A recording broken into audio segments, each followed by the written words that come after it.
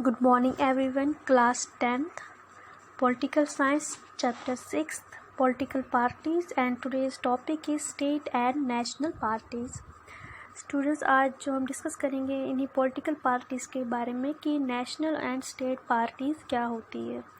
तो नेशनल जो आपने सुनी है पार्टी, वो जैसे बीजेपी है, कांग्रेस है, जो बहुत बड़ी बड़ी पार्टी हैं, जिनको बहुत ज़्यादा वोट्स मिलते हैं, जो गवर्नमेंट फॉर्म करते हैं एट नेशनल लेवल, तो वो नेशनल पार्टीज़ उनको बोलते हैं। तो वहीं पर जो स्टेट पार्टीज़ होती है वो होती है, जैसे आपके यहाँ पर है पीडीपी, नेशनल कॉन्फ्रेंस, तो जिनका इन्फ्लुएंस वो जो ज़्यादातर स्टेट में रूल करते, अपने ही किसी खास स्टेट में या रीजन में वो गवर्नमेंट फॉर्म करते हैं, तो उन पार्टीज़ को कहते हैं स्टेट पार्टीज़। ये तो हुआ ऊपर से इनकी डेफिनेशन क्या होती है। तो जो ये हर एक सियासी पार्टी जो इंडिया में होती है, उनको अपने आप को इलेक्शन कमीशन के पास रजिस्टर करना पड़ता है, और हर पार्टी को कुछ सिंबल्स देते हैं इलेक्शन कमीशन। उन सिंबल्स में उनको अपना जो सिंबल है वो चूज़ करना होता है, जिसे निशान बोलते हैं पार्टी का। जैसे आपने कांग्रेस का देखा, उनका वो है ओपन, उनका जो वो निशान है, सिंबल है, वो है पाम, जिसे हाथ भी बोलते हैं, हैंड। तो वही अकॉर्डिंग जो 2018 क्लासिफिकेशन हुई इलेक्शन कमीशन ऑफ इंडिया ने, उसने रिकॉग्नाइज़ की है 7 पार्टियां एज नेशनल पार्टीज़। वो है all India Trinamool Congress, Bahujan Samajwadi party, BJP, communist party of India, communist party of India Marxist, and Indian national Congress and NCP. जो ये रजिस्टर तो 7, असली जो देखा जाए इंडिया में जो पॉलिटिकल पार्टीज़ है वो लगभग 5000 से ऊपर है। जो क्योंकि यहाँ मल्टी पार्टी सिस्टम हमारे कॉन्स्टिट्यूशन ने बनाया है, इंडिया को दिया है मल्टी पॉलिटिकल पार्टी सिस्टम है यहाँ पर। तो उसमें लगभग 5000 से ज़्यादा पॉलिटिकल सियासी पार्टी है इंडिया में, जो रजिस्टर्ड है इलेक्शन कमीशन के पास, और जो सीटें जीतती है या कभी जीती है वो है 2598 जो रिकॉग्नाइज्ड है।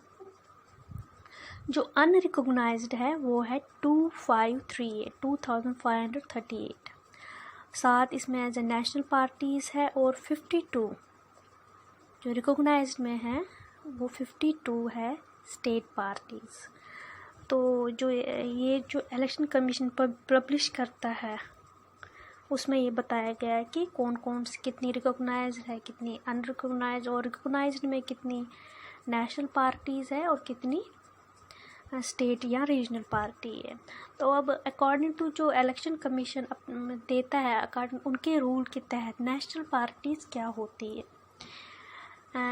According to Election Commission of India, a party that secures at least 6% of total votes in Lok Sabha election, यानी कि लोकसभा जो पार्लियामेंट्री इलेक्शन में कोई भी पार्टी जो 6% वोट जीते, 100 में से 6% वोट अगर उस पार्टी को मिले हैं, वो लगभग 4 स्टेट्स में, और इन लोकसभा इलेक्शन और असेंबली इलेक्शन इन 4 स्टेट्स, और विन किए हैं, जीते हैं उसने लगभग 4 सीटें in the Lok Sabha election, is recognised as national party.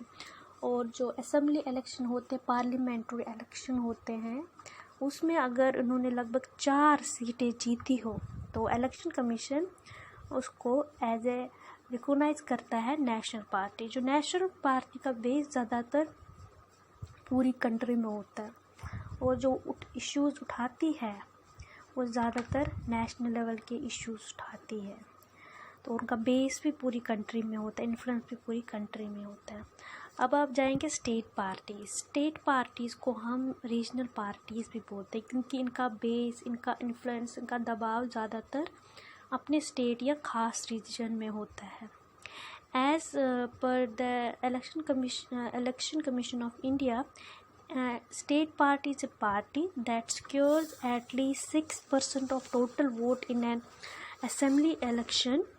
जो भी वो लेजिस्लेटिव असेंबली जो अपने स्टेट की इलेक्शन होते हैं, उसमें अगर वो 6% वोट जीत जाए, and wins at least 2 states 2 seats, और लगभग अगर वो 2 सीटें उस स्टेट असेंबली इलेक्शन में जीत जाए तो उसको रिकॉग्नाइज करती है election commission of India as a state party.